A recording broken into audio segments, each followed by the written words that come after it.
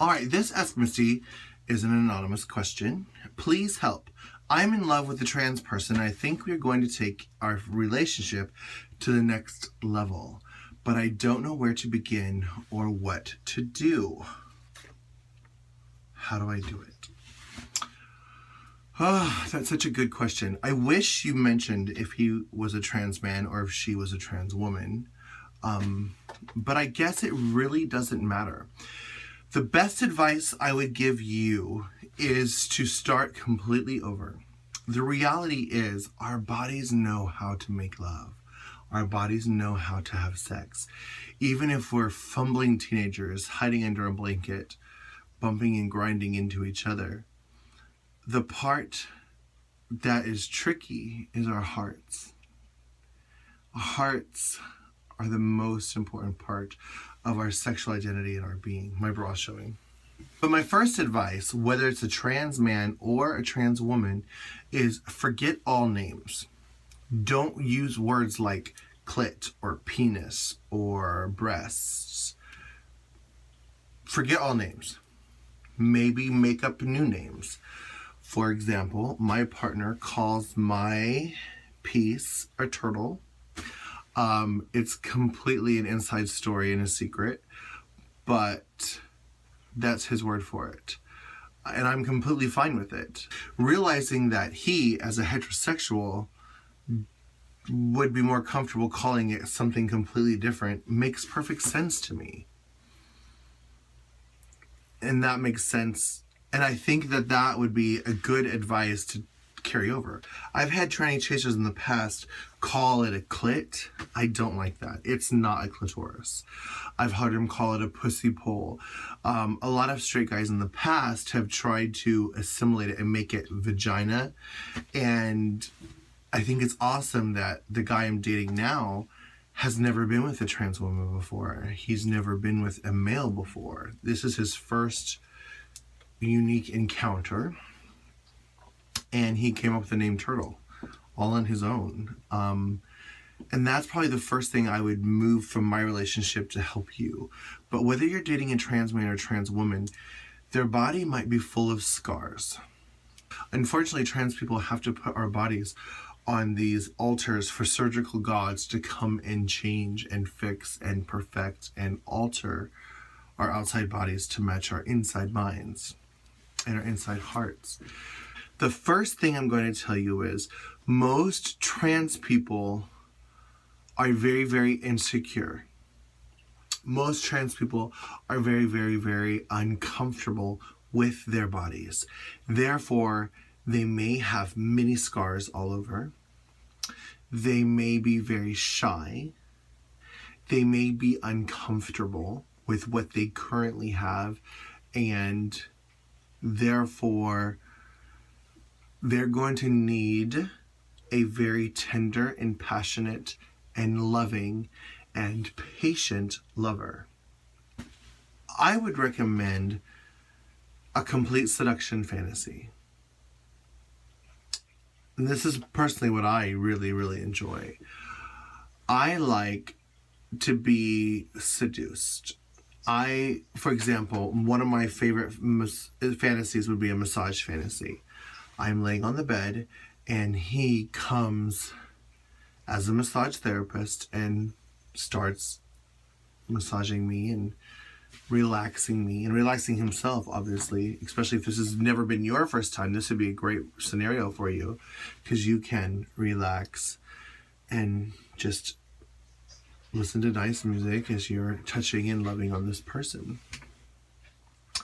And slowly remove the towel or panties or undergarments and explore and touch and feel and lick and taste and love the body of the person you are loving.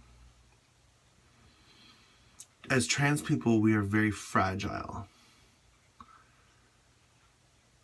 very afraid of rejection, very afraid of not being accepted. So think in terms like, for example, if a cisgendered woman, biological woman, were to be in a terrible car accident or suffer from diabetes or breast cancer and had to remove her breasts and had no boobs, would she be less of a woman? No. If a woman had a complete hysterectomy and had no inner vagina, would she still be a woman? Yes. So trans women may have different organs and they may be variety of flatness. It doesn't make it wrong. It just makes it different.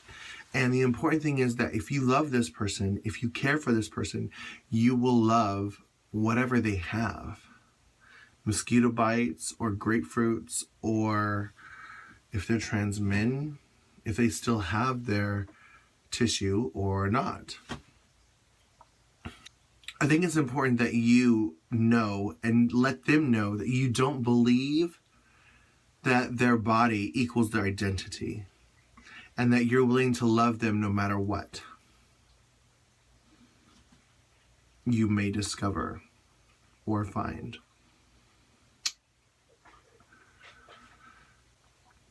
But I have a feeling you're going to be completely fine.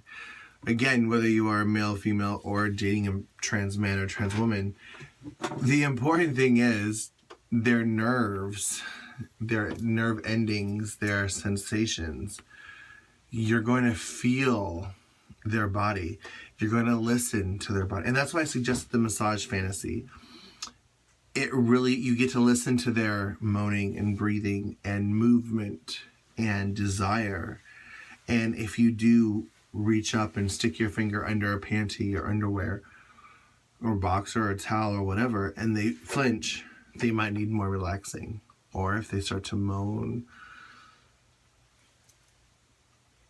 you know, I think that it will definitely help both of you. But the important thing is, just remember, love is not a body. Love is a heart. It's a mind. It's a personality. Listen to the body, but be attracted to the soul in the person. This is such a good question. It was much more difficult for me to answer than I expected. But take your time, get to know them, and just pretend like it's the first time you've ever had sex ever. Go very slow, and make sure both of you are very comfortable. And don't have any expectations.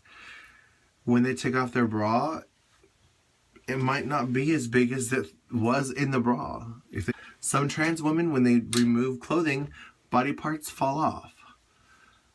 Some trans men, when they remove clothing, body parts appear.